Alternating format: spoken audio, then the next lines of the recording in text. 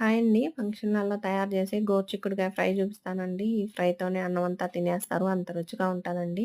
Video చూస్తున్నారు గానీ like చేయట్లేదు ఫ్రెండ్స్. లైక్ చేయండి. మా ఛానల్‌ని ప్లీజ్ సబ్స్క్రైబ్ చేసుకోండి.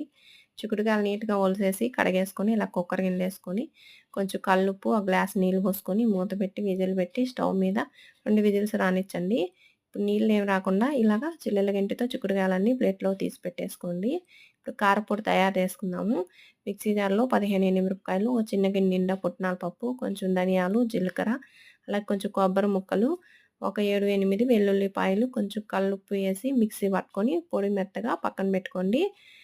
చూడండి పోపు పెట్టుకుందాము. స్టవ్ వెలిగించుకొని కడాయి పెట్టుకొని ఒక 2 స్పూన్ల ఆయిల్ ఏసుకొని పోపు దినుసులు, 2 వెల్లుల్లిపాయలు, ఒక రెమ్మ కరివేపాకు, అలాగే ఒక ఎండుమిరపకాయ ఇయన్నీ ఏసుకొని బాగా దోరగా ఫ్రై చేసుకొని ఇప్పుడు చిక్కుడుకాయలేసుకొని చిక్కుడుకాయలను తడి ఆరిపోయేంత వరకు ఏపుకొని 3 టేబుల్ స్పూన్లు కారప్పొడేసి కొత్తిమీర